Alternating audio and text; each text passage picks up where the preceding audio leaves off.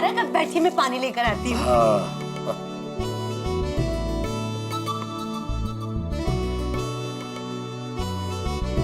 पानी पीजिए। क्या बात है, एक मिनट आप बताइए, क्या क्या सोचकर मुस्कुरा रहे थे आप? अपनी गोकुलधाम सोसाइटी के बारे में सोच के मुस्कुरा रहा हूँ अंजलि। कमाल की सोसाइटी है ना हमारी, कितनी सारी मुसीबतें आती है, आई जाती है मुसीबतें, लेकिन सब कुछ ठीक हो जाता है। आज देखो चंपक चाचा खो गए, फिर थाने पहुंच गए, लेकिन कुल मिला के सब कुछ ठीक हो गया। तारक, यही तो है मैजिक मेरी गोकुलधाम सोसाइटी का। ये बात तो है, और खासियत गोकुलधाम के निवासियों की, जो पड़ोसियों को परिवार से बढ़ के समझते हैं अंजलि। एग्जैक्टली, पड़ोसी परिवार से बढ़कर कैसे होता है उसका बेस्ट एग्जाम्पल है मेरी गोकुलधाम सोसाइटी। लीजिए अब पानी पीजिए। भाईचारे का सबसे बड़ा उदाहरण है हमारी सोसाइटी। पर एक से एक नमूने है हमारी सोसाइटी। अब जेठालाल को देख लो। अब ऐसा क्या कर दिया जेठा भाई ने? मैं तो आज ये सोच रहा था कि चाचा जी के मिलने के बाद जेठालाल सबको पद्मावत भोजनालय का भोजन कराएगा, लेकिन उसने बात ही नहीं छेड़ी। तारक, जेठा भाई चाचा जी को लेकर कितने परेशान थे, अब ऐसे हालात में उनके दिमाग में ऐसी बात नहीं आई। अरे आनी चाहिए ना अंजलि, एक परम मित्र को पता तो चलना चाहिए कि ना दोस्त को भूख लग रही होगी। चलो छोड़ो, उसके दिमाग में नहीं आई, पर तुम्हारे दिमाग में तो आना चाहिए ना अंजलि कि तुम्हारे पति को भूख लग रही है। अच्छा जी, सीधे सीधे कहिए ना कि अंजलि भूख लगी है, खाना खाना है, सिंपल। लेकिन आज हाथ जोड़ के विनती आपसे देवी जी, आज मुझे घास फूस सूप सलाद ये कुछ मत खिलाइएगा। इतनी भाग दौड़ की है मैंने, आज मुझे मेरा मनपसंद खाना चाहिए बस। Oh my God, तारक, ये आपने क्या कह दिया? क्या कह दिया? मेरे मन की बात।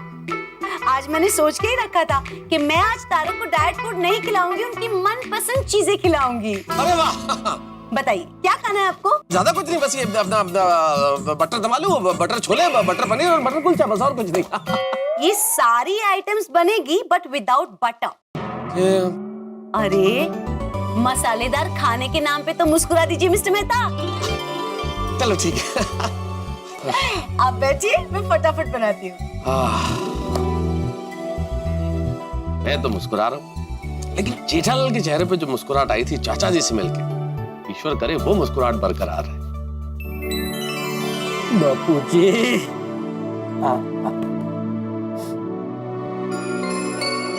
ये क्या बापूजी, आपकी आंखों में आंसू?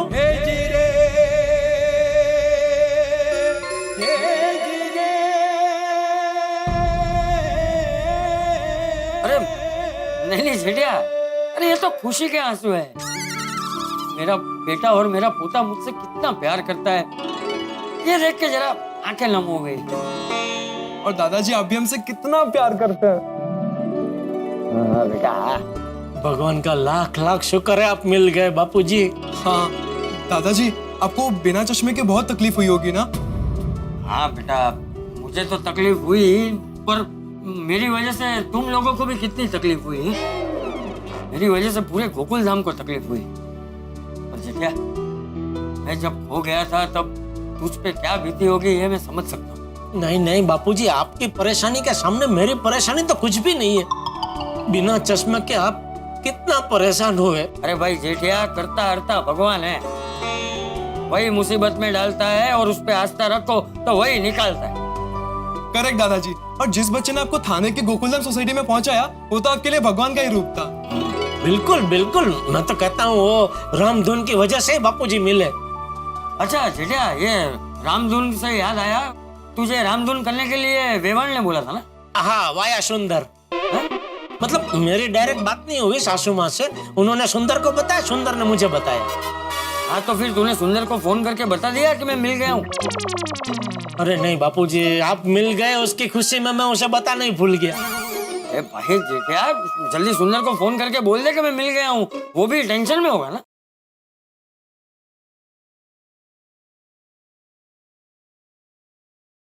हेलो। हाँ माय डियर जीजाजी। सुंदर तू? हाँ। अरे फिर से तूने अपना नंबर बदल लिया? अरे तेरे कितने नंबर सेव करूं मैं भाई? माय डियर जीजाजी, इंसान की पहचान उसके फोन नंबर से नहीं, उसके कर्म से होती है। इसीलिए तो बार बार नंबर बदलता रहता है, नहीं? क्या? नहीं नहीं कुछ नहीं। अच्छा तू ये बता, फोन क्यों किया तूने? अरे माय डियर जीजाजी, मैंने यह पूछने के लिए फोन किया है कि बापूजी का कुछ पता चला? अरे हाँ हाँ, अरे मिल गया, बापूजी मिल गए। क्या? बापूजी मिल गए? रामधुन रोक दो, बापूजी मिल गए। बापूजी मिल गए। श्री रामचंद्र भगवान की।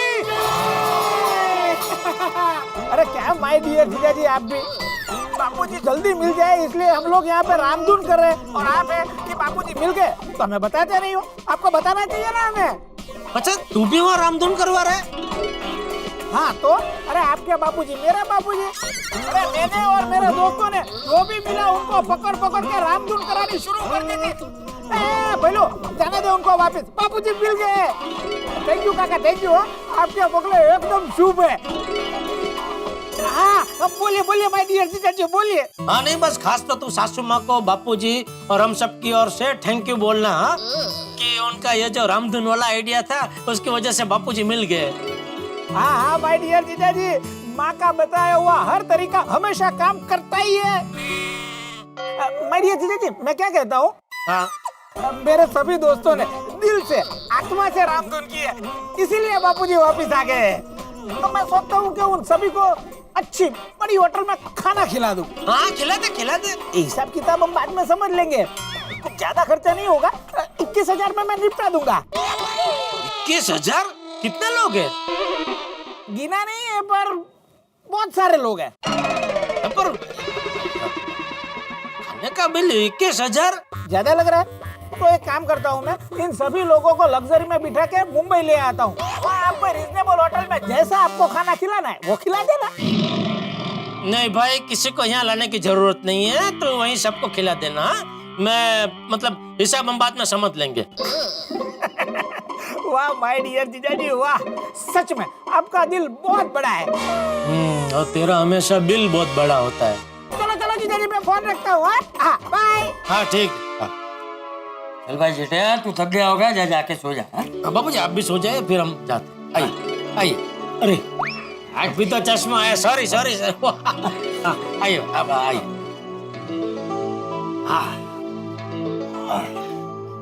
अरे बाबूजी ये क्या कर रहे हैं आप? क्यों, क्या हुआ? नहीं आप चश्मा क्यों उतार रहे हैं? अरे मुझे सोना है, चश्मा पहन के तो नहीं सो सकता ना। हाँ वो भी है। क्यों, क्या हुआ? नहीं हो, जब से आपका चश्मा टूटा है मन में एक डर सा बैठ गया है कि आप चश्मे उतार के सोएंगे, कहीं फिर से चश्मा टूट ना जाए। तो तू क्या चाहता है, मैं चश्मा पहन के सोऊं? नहीं वो तो पॉसिबल नहीं है ना। पूछ रहा है, बता रहा है कि सोच रहा है? अरे जेठिया तू चिंता मत कर, ये है ना ये चश्मा का कवर है ना जेठिया, है इसमें रख दूंगा ना, चश्मा नहीं टूटेगा। हाँ चिंता मत कर, जा जाके सो जा। आप सो जाइए, मैं आपके पैर दबा देता हूँ।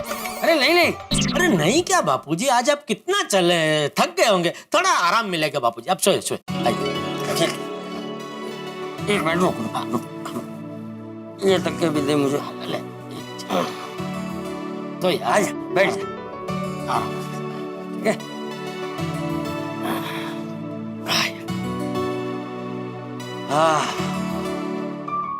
अरे भाई क्या कर रहे हैं? क्या हुआ, कौन है? ये टप्पू बापूजी मेरा पैर दबा रहा है। अरे वाह, पापा आप भी तो थक गए होंगे ना। अरे नहीं बेटा, मैं खुद थका नहीं हूँ। नहीं छे जेठिया, अरे करने दे, उसे भी थोड़ी सेवा करने दे। कर भाई कर।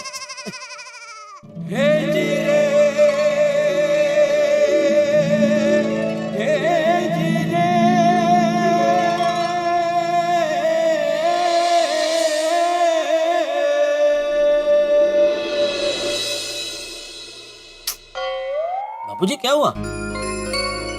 भाई जेठिया, बाकी सब कुछ तो ठीक हो गया, लेकिन दुख की बात यह है कि बेचारे भिंडी मास्टर के सखाराम के पहिए चोरी हो गए। ये सब मेरी वजह से हुआ है। ना ही मैं जिद करता, ना ही हम लोग बाहर जाते, ना ही मैं गुम होता, और ना ही भिंडी मास्टर के पहिए चोरी होते। बेचारा भिंडी मास्टर बहुत दुखी होगा।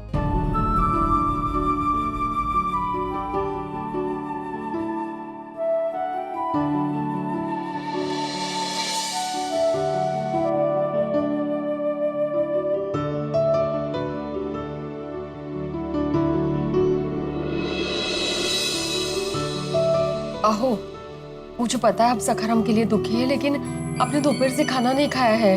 आपको भूख लगी होगी, है ना? चलिए खाना खा लीजिए। अरे कैसे खाना खाऊं मैं माधवी, कैसे खाना खाऊं? देखा ना उन दुष्ट लोगों ने सखाराम के साथ क्या किया, पैर चुरा के लेके गए। वहां पे बेचारा सखाराम बिना पैरों के जमीन पे खड़ा है। अरे खड़ा क्या है, पड़ा है, और मैं यहाँ पे खाना खाऊं?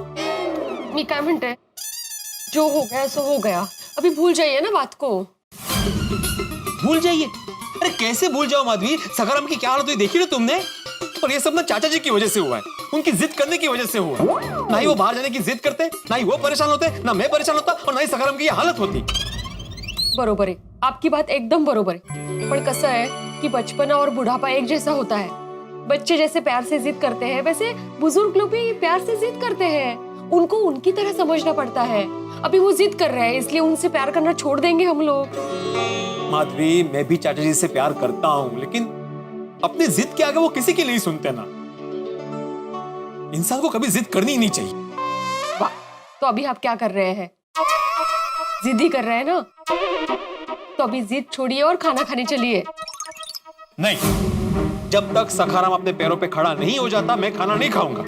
अबो, मैं काम करता हूँ, अभी कभी मैकेनिक को लेके आता हूँ और सखाराम को अपने पैरों पे खड़ा करता हूँ। इतनी रात में कहाँ कोई मैकेनिक मिलेगा? क्यों नहीं मिलेगा? जब इंसानों के लिए डॉक्टर मिल सकता है इमरजेंसी में, तो मेरे सखाराम के लिए मैकेनिक क्यों नहीं मिलेगा? बाबा, जैसे इंसान और स्कूटर में फर्क होता है, वैसे मैकेनिक और डॉक्टर में भी फर्क होता है। सोनू, मैंने सखाराम को कभी स्कूटर नहीं माना। वो हमारे परिवार का एक सदस्य है। मैं चलता हूँ, सखाराम चलता है, मैं दौड़ता हूँ, सखाराम दौड़ता है। जैसे मेरे पेट में खाना जाता है, सखाराम के पेट में पेट्रोल जाता है। लेकिन अभी आपके पेट में खाना कहाँ जा रहा है? प्लीज खाना खा लीजिए बाबा। नहीं, अभी सखाराम के पेट में पेट्रोल है, आपके पेट में पेट्रोल है, मतलब खाना है नहीं है ना? तो आपको नहीं लगता आपको खाना खा लेना चाहिए? बेचारे सखाराम को पता चलेगा तो उसको कितना बुरा लगेगा कि आपने खाना नहीं खाया है, भूखे हैं, नहीं कहा? आणि मी काय म्हणते, सुबह सब काम बाजू में रख दो, स्त्री व्यायाम सब सुबह सबसे पहले एक ही काम करना, सखाराम को ठीक करना। हाँ, करेक्ट। सुबह होते ही सबसे पहले मैं सखाराम को अच्छे से नहलाऊंगा और मैकेनिक को बुला के सखाराम को अपने पैरों पे खड़ा करूंगा।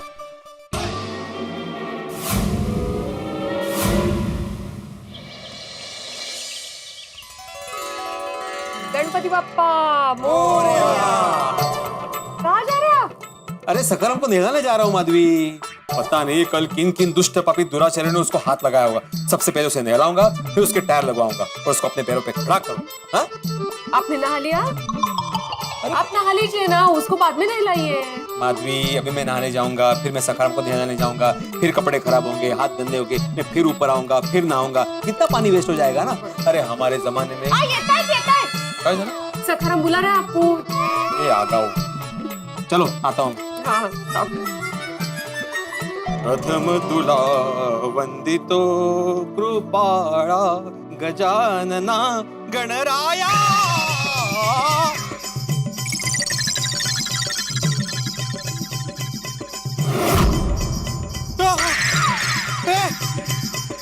सखाराम कुठे गेला? सखाराम, अरे अरे इधर ही तो था। ठेले पे गरम गरम गेला की सखाराम, सखाराम, सखाराम। अरे भिड़े भाई, क्या हुआ? सखाराम सखाराम क्यों चिल्ला रहे हो? अरे अब्दुल, सखाराम अपनी जगह पे नहीं है, गायब है। गायब हो गया मतलब? अरे गायब हो गया मतलब खो गया अब्दुल। तुमने देखा सखाराम को? नहीं, कल रात के बाद नहीं देखा था। मालूम मग गेला कुठे सखाराम? ए माधवी, अरे अरे भिड़े भाई, ए माधवी, भिड़े भाई, माधवी, ए माधवी, माधवी, माधवी। हाँ हाँ हाँ, मैं करती हूँ आपको फोन। काय झालं? क्या हुआ? अरे सखाराम गायब है मेरा। अयो,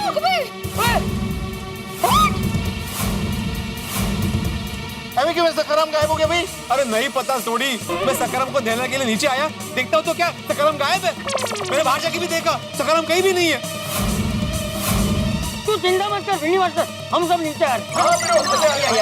चलो जल्दी आइए। काय झालं, केलाय कुठे, काय चाललंय काय? जेठ्या, जेठ्या, जटिया उड़ गया बापूजी, उड़ गया। अरे क्या उड़ गया? वहाँ भिंडी मास्टर उड़ गए। अरे भिंडी मास्टर का स्कूटर, अरे स्कूटर नहीं, वो सखाराम चोरी हो गए। बिना टायर का सखाराम चोरी हो गया? हाँ, कैसे चोरी हो गया? अरे मुझे क्या मालूम भाई, सब लोग नीचे जमा हो रहे हैं। चल चल चल। सखाराम कहाँ चला गया भाई? मुझे नहीं पता जेठालाल, यहीं पे तो रखा था रात को मैंने। तेज कड़क नहीं है, मैंने आके देखा तो यहाँ पे है ही नहीं। बाहर जाके भी देखा मैंने, कहीं भी नहीं है। मुझे लगा वो ठेले पे रखा था तो शायद कहीं गया होगा यहाँ वहाँ, तो कहीं भी नहीं है। आप में से किसी ने देखा सखाराम को? नहीं अरे नहीं भाई, मैंने नहीं देखा। तेरे चिल्लाने से अभी तो उठाऊं मैं नींद से। हम तो तुम्हारी आवाज सुन के बाहर आए भाई। गेला कुटे सखाराम के जमीन निकल गई कि आसमान खा गया? नहीं है। भिड़े संभालो अपने आप को। अरे कैसे संभालू जेठालाल? कल सखाराम के टायर चोरी हो गए, आज पूरा का पूरा सखाराम चोरी हो गया। अरे इन चोरों की तो इतनी हिम्मत बढ़ गई कि हमारे गोकुलधाम सोसाइटी से सखाराम लेके चले गए। एक बार मेरे हत्या चढ़ गए ना चोर अनु मैं शाकाहारी। आधारम, कोई तुमसे मजाक तो नहीं कर रहा है? अरे कैसी बात कर रहे हैं यार भाई? सबको पता है भिड़े अपने सखाराम से कितना प्यार करता है, फिर कोई ऐसा बेहुदा मजाक क्यों करेगा? बराबर है। अच्छा ओके, कोई मजाक कर भी सकता है, सॉरी। अरे नहीं जटिया, अरे भाई तूने अभी जो बोला ना वो बराबर है। कोई मजाक क्यों करेगा भाई? क्यों करेगा? सखाराम चोरी ही हुआ। मुझे तो समझ में नहीं आ रहा है, एक मुसीबत खत्म होती नहीं कि दूसरी आके सामने खड़ी रह जाती है। पता नहीं हमारी सोसाइटी को किसकी नजर लगी है, कुछ ना कुछ मुसीबत आ ही जाती है। देखो, हमें ना किसी पंडित को बुला के हमारी सोसाइटी में एक अच्छी सी पूजा करवानी चाहिए। कल चाचा जी खो गए, इसलिए मुझे ऑफिस से छुट्टी लेनी पड़ी। आज भिड़े का स्कूटर ढूंढने के लिए छुट्टी लेनी पड़ेगी। अगर ऐसे ही चलता रहा तो मुझे नई नौकरी ढूंढनी पड़ेगी। तारक, सोच क्या रहे हैं आप? मुझे लगता है मेहता साहब ये सोच रहे हैं कि भिड़े का सखाराम कैसे ढूंढा जाए, है ना मेहता साहब? अरे नहीं भाई नहीं। नहीं मेहता साहब, अगर आप ये नहीं सोच रहे कि भिड़े का सखाराम कैसे ढूंढा जाए तो फिर क्या सोच रहे हैं आप? अरे भाई मैं यही सोच रहा हूँ कि भिड़े का स्कूटर कैसे ढूंढा जाए। तो मिला कोई आइडिया? मिला? हाँ, अरे कैसे मिल सकता है? इधर से तुम पूछ रहे हो क्या सोच रहे हो, इधर से अंजलि पूछ रही है क्या सोच रहे हो, लगातार पूछे जा रहे हो क्या सोच रहे हो, तुम्हें सोचने का मौका ही नहीं मिल रहा है ना मुझे। सॉरी, सोचिए। हालांकि इसमें सोचने ऐसा कुछ नहीं है। भिड़े, तुम्हारा स्कूटर चोरी हो गया, हमें पुलिस कंप्लेंट करनी चाहिए। पुलिस में कंप्लेंट मतलब पांडे जी को कंप्लेंट करनी होगी? हाँ भाई, पांडे जी पुलिस में तो उन्हीं को कंप्लेंट करनी पड़ेगी ना। अरे नहीं, मैं पुलिस से कंप्लेंट नहीं करने वाला। क्यों कंप्लेंट क्यों नहीं करनी आपको? माधवी, तुम समझ नहीं रही हो। अगर पांडे जी को भी मैं कोई भी कंप्लेंट करूंगा ना तो मुझे गोली मार देंगे। और पिड़ू ऐਵੇਂ किਵੇਂ गोली मार देंगे? पांडे जी बहुत अच्छे इंस्पेक्टर हैं यार। सॉरी, तुम समझ नहीं रहे हो भाई। पहले चाचा जी के गुम होने की कंप्लेंट, उसके पहले मेरे घर पे चोरी हुई इसकी कंप्लेंट, और अब ये सखाराम की कंप्लेंट। नहीं, मैं कंप्लेंट नहीं करने वाला। अरे पर कंप्लेन करेंगे नहीं तो स्कूटर मिलेगा कैसे? तू एक जागरूक नागरिक होकर ऐसी बात कर रहा है? ये पुलिस का काम है नागरिकों की शिकायतों को सुनना। अगर किसी का रोज कुछ चोरी हो जाता है या खो जाता है तो उसे रोज अधिकार है शिकायत करने का, कंप्लेन करने का। अगर मेरा छाता खो जाएगा तो मैं भी कंप्लेन करूंगा। पुलिस ऐसा थोड़ी बोलेगी कि भाई रोज रोज क्या है, कल तो कंप्लेन की थी। सही बात है। हाँ। बरोबर बोल रहे हैं पोपट भाऊजी। अब सब है ना साथ में, आप फोन लगाइए। हाँ, हम तुम्हारे साथ हैं। फोन लगाओ। हाँ लगाओ। हाँ फोन लगा। हाँ लगा था मैं फोन, लेकिन क्या है, फोन घर पे है ना, फोन है नहीं मेरे पास अभी। हाँ आए ना। हाँ लेकिन पांडे जी का नंबर मेरे फोन में स्टोर है ना, इसलिए अभी इसका फोन लेके कोई फायदा ही नहीं है। इसमें भी स्टोर है, इमरजेंसी के लिए नहीं किया था क्या? लावा गुड माधवी भाभी। इमरजेंसी में ना 100 स्टोर करते हैं। तो पड़ा है। लगाओ भाई भिड़े। हाँ। अरे नेटवर्क ही नहीं है इसमें, देखो। दिखा? अरे भाई क्या दिखाना, क्या नेटवर्क नहीं है तो बोला तो सही। हाँ तो जरा दिखाने भाई, मैं भी तसल्ली तो कर लो जरा। अरे भिड़े मास्टर, तुम इतना घबरा क्यों रहे हो? डरो मत, पांडे जी को फोन लगाओ। मित्रों, कबीरदास जी का दोहा है, कहत कबीर सब दिन गए उलझी न सुलझा मन, कहीं कबीर चेत्या नहीं अजहू सो पहला दिन। और ये दोहा गोकुलधाम निवासियों पे बिल्कुल मुफीद है, बिल्कुल फिट बैठता है। कहते सुनते दिन निकल गए लेकिन मन की उलझने सुलझती ही नहीं है। मन अभी तक होश में नहीं आया, चेतना में नहीं आया, ऐसा लगता है कि पहला ही दिन है ये। यही स्थिति भिड़ की। अब देखिए ना, उलझने सुलझती ही नहीं, समस्या खत्म ही नहीं होती। अब कल चाचा जी मिले तो आज सखाराम गायब। आप परेशान मत होइए, इतना जरूर बता देता हूँ कि सखाराम मिल जाएगा। अब किस तरह मिलेगा, कैसे मिलेगा, क्या होगा, लेकिन जैसा भी होगा हंसी के साथ। बस देखते रहिए तारक मेहता का उल्टा चश्मा, देखते रहिए, हंसते रहिए।